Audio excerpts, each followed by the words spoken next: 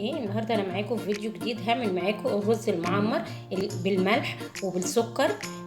اول حاجه انا جبت الصينيه هي اللي هعمل فيها الرز اللي بالملح، وجبت مقدار من الرز، ومعايا كمان زبده وقشطه، وهنا كمان الشرش بتاع اللبن اللي انا بعمل جبنه، والشرش اللي بيفضل من تصفيه الجبنه بحتفظ بيه في الفريزر، وبعد كده بعمل بيه اي وصفه انا عايزاها، معجنات او رز معمر.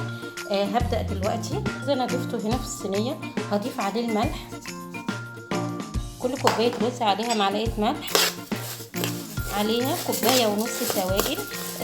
لو هتعملي باللبن كوبايه لبن ونص كوبايه ميه. لو هتعملي بالشرش انا هعمل الشرش كله من غير ما ازود له ميه. كوبايه هي،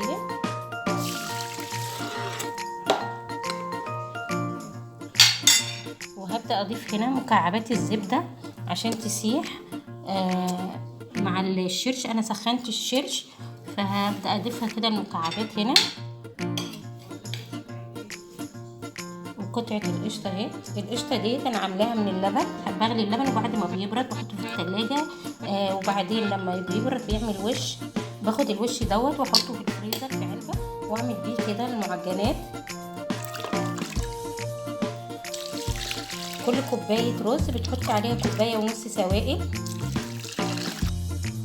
وهبدا كده بقى اقلبه، وهضيف له كمان شويه زيت، حوالي 3 معالق زيت، عشان انا عامله 3 كوبايات رز هحط عليهم 3 معالق زيت، عشان الزيت مع الزبده بيخلي الرز يبقى مفلفل معايا، ما يبقاش مكتوم او معجن.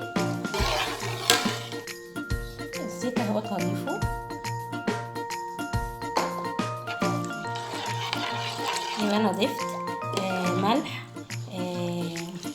قشطه، زبده، زيت، شرش اللبن.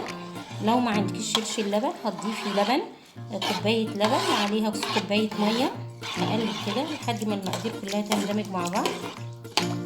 دوت الرز المعمر المالح. هبدا دلوقتي هعمل معاكم كمان الرز المعمر اللي بالسكر. جبت صينيه اهي وهبدا اضيف فيها الرز كده. هبدا اضيف بقى سكر حسب ما بتحبي انت الرز المعمر، بتحبيه مسكر، بتحبيه سكر متوسط، بتحطي انت بقى زي ما انت عايزه. وكمان هضيف باكو فانيليا، الفانيليا بتديله طعم حلو وريحه حلوه. وهضيف الزبده،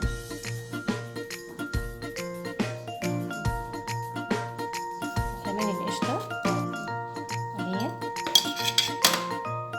وهبدا اضيف برضو هنا معايا كمان زبيب، بس الزبيب دوت هضيفه بعد ما احط الشرش.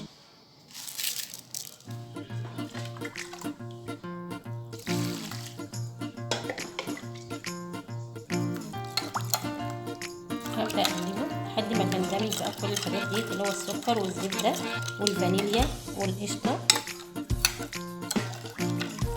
كمان هنا على الرز المعمر اللي هو بالسكر معلقتين زيت، تحطي معلقتين زبده، معلقتين قشطه، معلقتين زيت، معلقتين سكر، كل حاجه معلقتين على كوبايتين رز. هبدا اضيف هنا بقى كمان شويه من الزبيب، وده اختياري، لو ما عندكيش خلاص، لو عندك تمام. والقشطه برضو اختياري، لو ما عندكيش خلاص. بس الحاجات دي بتدي طعم حلو للرز المعمر. شغلت شوايه الفرن الاول، احط الرز عشان ياخد لون، وبعد كده بطفي النار وبشغله من تحت. هبدا دلوقتي احط الصينيه ديت في الفرن البوتاجاز، الصواني كده، وشغلت الشوايه عشان الرز ياخد اللون الاول، وبعد كده بطفي الشوايه واشغل الفرن من تحت عشان الرز يستوي معايا. خلاص الرز خد وش اهو، وانا هبدا اطفي الشوايه وهشغل الفرن من تحت، وهو دلوقتي على الرف الوسطاني اهوت في الفرن لحد ما يستوي الرز معايا. وبعد ما بيبدا يشرب السوائل اللي فيه ديت بهدى عليه النار شويه عشان يستوي. خلي الفرن على درجه حراره 180. خلص معايا اهوت اللي بالزبيب والسكر اهو بالشكل دوت، وانا اختبرته لقيته استوى معايا،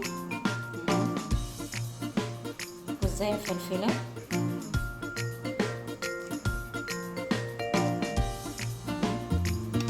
كمان الرز اللي بالملح اهو بالشكل دوت، وزيته برضه مفلفله معايا.